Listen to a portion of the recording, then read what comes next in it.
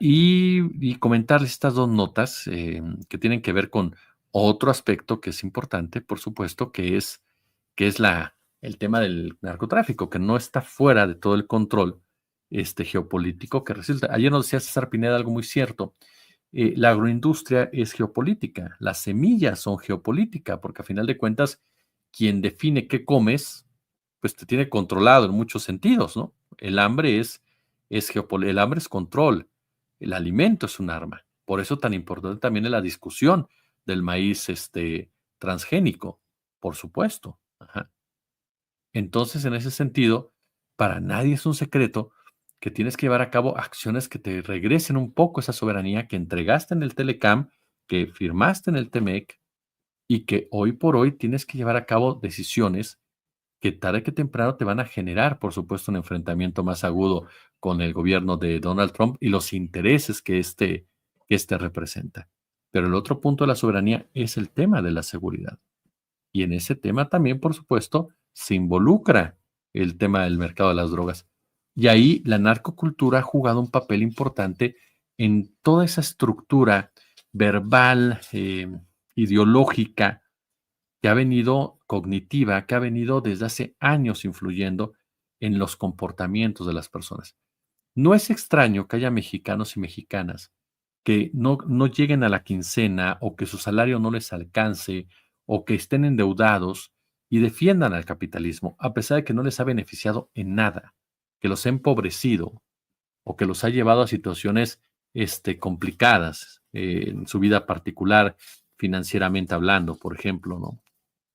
¿Por qué no? Porque durante años se les metió en la cabeza, le lanzaron narrativa, le lanzaron cuentos de que eso era lo indicado, de que así funcionaba y que te tenías que sentir hasta orgulloso de tener al hombre más rico del mundo entre tus filas, ¿no? En pocas palabras. Y que tú algún día, si le echabas muchas ganitas, ibas a llegar a ocupar un asiento en el consejo de administración de Telmex, ¿no? Bueno, de Telcel, ¿no? O de Grupo Carso, como quieran. Es decir, esa narrativa viene desde hace muchos años y vaya que permeó en muchas personas de mi edad, un poco más jóvenes, más grandes, ajá, de estar convencidos de que tenían que someterse ante el gran capital, de estar convencidos de que los empresarios saben lo que es generar empleo, de estar convencidos de que el empresario, el gran empresario, que quede claro, es un héroe, ¿no? Para todos, sin darse cuenta que ese mismo poder capital que tanto defienden es el que los ha hundido y es el que detuvo incluso el famoso ascenso social.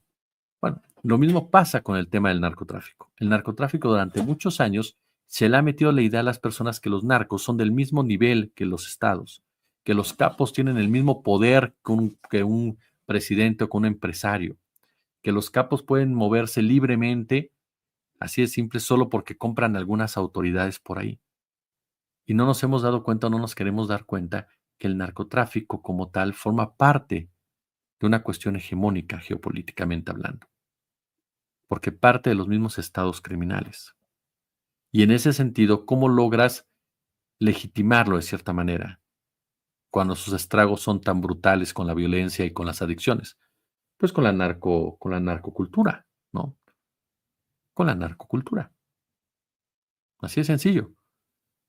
Hay dos notas hoy que me gustaría compartir con ustedes y profundizar en este tema. Por cierto, gracias a las más de 2,000 personas que nos están viendo hoy. Póngale el pulgar arriba si son ustedes tan amables. Fíjense, dos temas muy interesantes. A ver, el caso de Gerardo Ortiz Medina. Ujú. Gerardo Ortiz es un cantante bastante conocido, tengo la información sobre eso, y que nunca ha ocultado, según esta nota de Ángel Hernández, periodista de investigación de Milenio, que sus canciones tienen el sello del Cártel de Jalisco Nueva Generación, una organización a la que le ha dedicado varias de sus letras y aparentemente su lealtad, dice la nota, que sigue diciendo, por eso desoyó a uno de sus promotores en Estados Unidos cuando le dijo que evitara realizar una serie de presentaciones en México con una firma vinculada al cártel de Nemesio Ceguera Cervantes en Mencho. Los acusados aseguraron de que el artista musical Gerardo Ortiz, entonces representado por el acusado de Entertainment, siguiera presentándose en conciertos en México promovidos por Jesús Pérez Alvear, del cual ya hicimos una cápsula incluso tras su asesinato, y en los que Pérez manejaba a los artistas incluso después de saber de su designación como traficante de narcóticos designado especialmente por el Departamento del Tesoro. Esto fue lo que dijo la Fiscalía estadounidense sobre los acusados. A mediados de 2018, Ortiz encabezó una serie de conciertos que incluyeron la Feria de San Marcos en Aguascalientes, presentaciones en Mexicali, en Guanajuato, en Chiapas, que resultaron en el pago de al menos 3.500.000 pesos. Para esas fechas, el Departamento del Tesoro acababa de designar a Jesús Pérez Alvear, el Chucho Pérez, quien fue asesinado hace unos días, como blanqueador de dinero del cártel de Jalisco Nueva Generación y de los Queenies. Fíjese, eso a mí me cae de variedad, porque el cártel de Jalisco Nueva Generación es el membrete de la empresa criminal, ¿no? Y tiene su brazo financiero, que son los Queenies.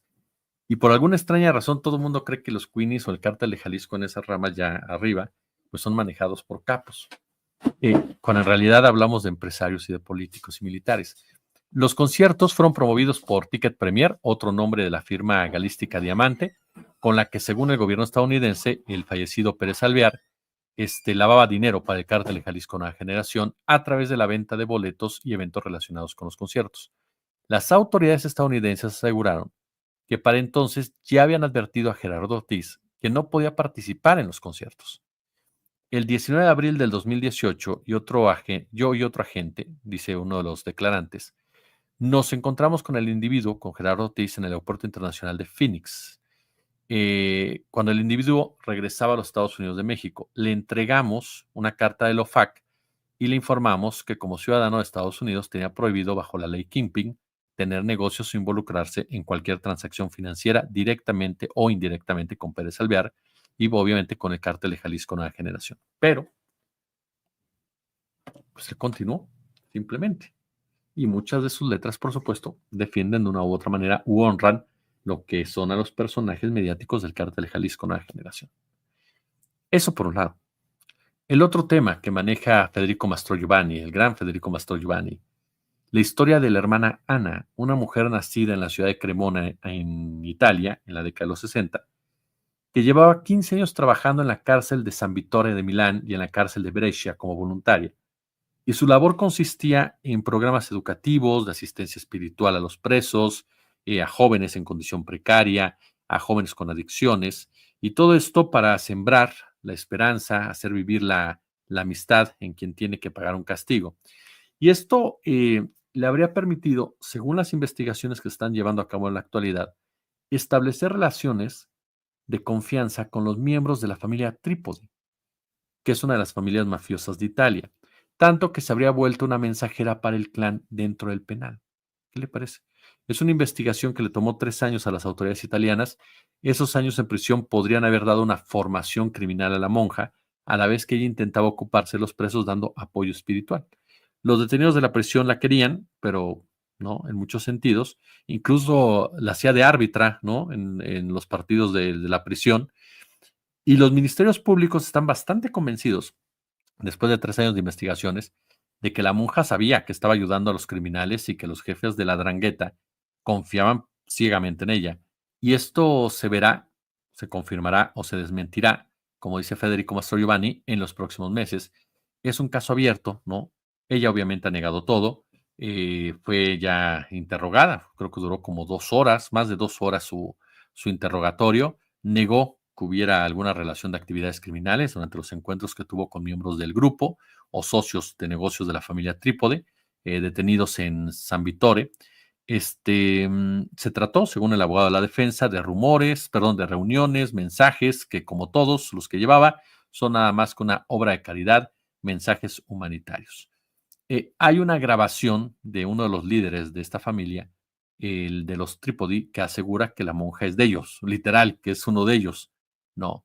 Y esto generó precisamente pues todo un escándalo ahorita ya en Italia, porque hablamos de una mujer que se ha dedicado desde hace muchos años a trabajar realmente por los menos favorecidos, que tiene muchas historias, y hay muchos casos, muchos reportajes incluso de un personaje que sí estaba muy preocupado por auxiliar a los jóvenes en adicciones, por auxiliar a los jóvenes que estaban en la cárcel, por auxiliar a jóvenes en pobreza y demás.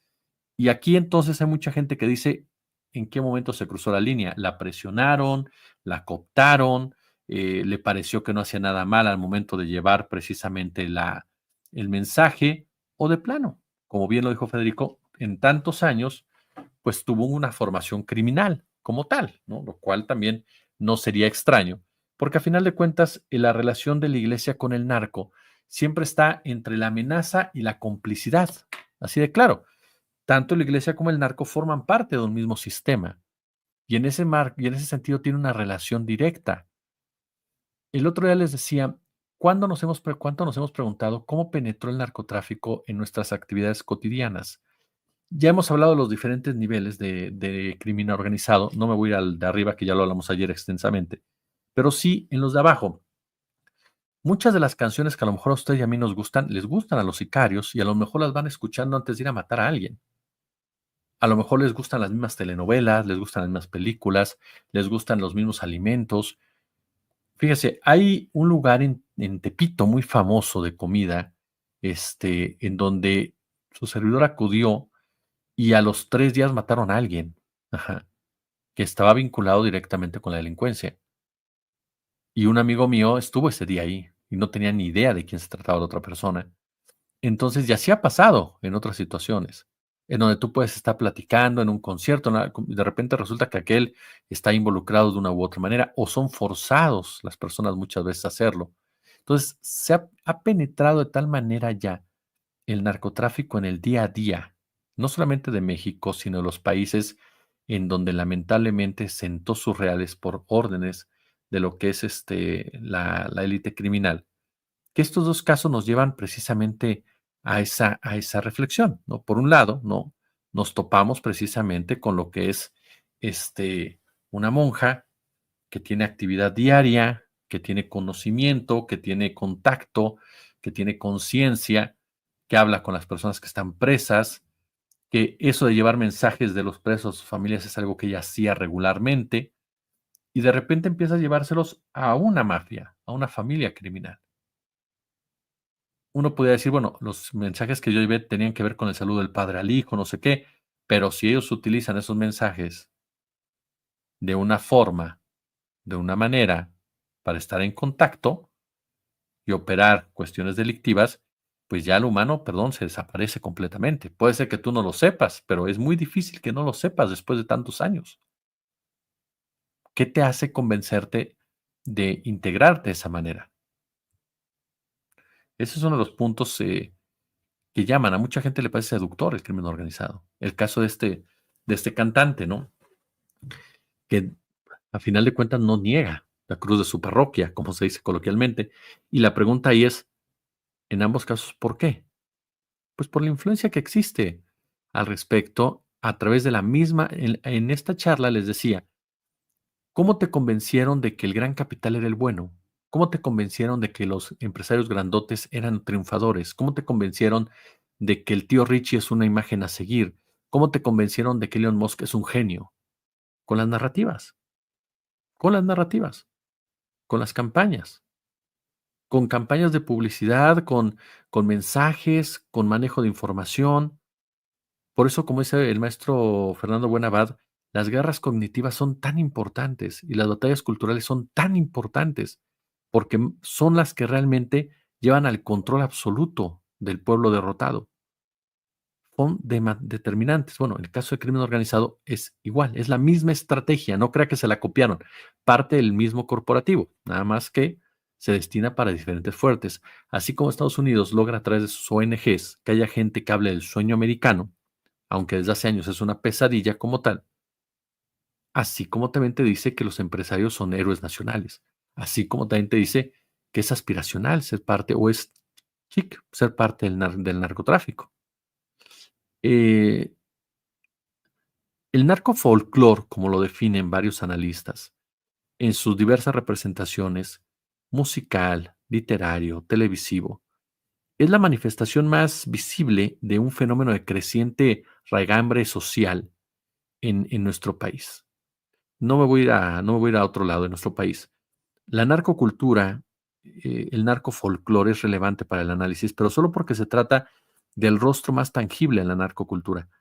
No obstante, para una crítica más incisiva, ¿no? Dirían los expertos, pues es preciso problematizar la narcocultura, ¿no? Es una criatura ideológica, excremental, de una sociedad que está hundida en una crisis y que los mismos que lo hundían en la crisis son los que te dictan estas reglas. La narcocultura no es solo una subcultura más en esta multiforme gama de tribus culturales. Generalmente una subcultura representa un conjunto de cualidades, símbolos, identidades que definen a un grupo de personas por oposición a una cultura dominante. De manera que hemos sido testigos de un avance irrefrenable de estos elementos identitarios que son característicos del narco, pero no en un sentido marginal o periférico, sino de un modo profundo, de un modo pujante. Es decir, la narcocultura no nació en el barrio, en pocas palabras, no nació entre las comunidades afectadas por el narcotráfico. La narcocultura alcanzó rango de cultura reina progresivamente, casi imperceptiblemente. El narco way of life, ¿no? Se naturalizó, integró el imaginario colectivo en el hacer de la gente común en México. ¿Por qué? O sea, no fue porque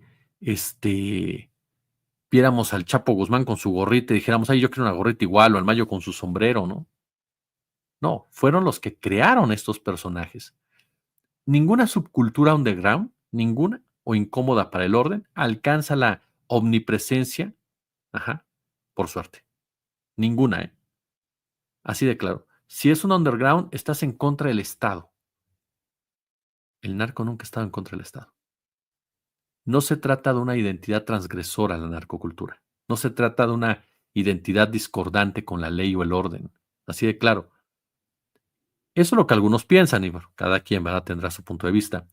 E incluso imitan la narcoestética con mucha gracia, pero el desprecio por los valores o la autoridad formal, no la autoridad real anónima, ¿no? Es algo más o menos extendido en nuestra época. Es moda. La narcocultura es una oferta en el menú de opciones para desobedecer, ¿no? Desobedecer. Pero la gente no repara que detrás de esa infracultura sórdida se encuentra una maquinaria que pertenece a lo que mencionábamos al principio de esta charla.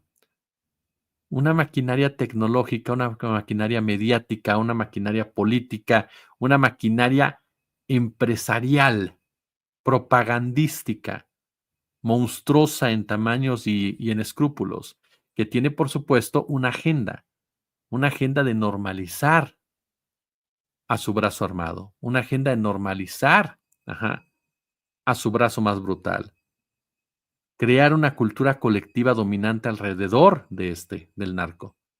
El epítome de esta agenda es la apología del narcofolclore, condensada en las narcoseries, en las narconovelas, en los narcocorridos, ¿no? En la celebración del narcofolclore que omite el dolor, que omite el sufrimiento, la violencia, que castiga a las familias. ¿Ustedes han visto en alguna de estas narcoseries la tortura real que provocan los sicarios a las víctimas? Las persecuciones reales que dan a familias que tienen que escapar para que no se lleven a sus hijos. ¿Han visto que pongan a pelear en estas narcoseries como ponen a pelear a amigos para que sobrevivan? Por supuesto que no. Lo que hacen es presentarte todo un imaginario que dista mucho de ser real, que busca trivializar, que busca minimizar, que busca diluir el impacto real de las actividades del crimen organizado, del narcotráfico. Y lo hacen con mucha hazaña estas empresas grandotas que pertenecen a las primeras que mencionábamos. La idea es festejar al narcotráfico. ¿Y quién glorifica la violencia? Estados Unidos. Entonces, eso te lleva a una bancarrota cultural como la que vive el mundo en este sentido, la que viven los sudamericanos, precisamente por el tema del crimen organizado. Y que lamentablemente en nuestro país hay sectores que la han copiado, que la destacan incluso. Y si no es la narcocultura, es el neoliberalismo cultural. Es decir, son lo mismo. Ambos buscan minimizar, ambos buscan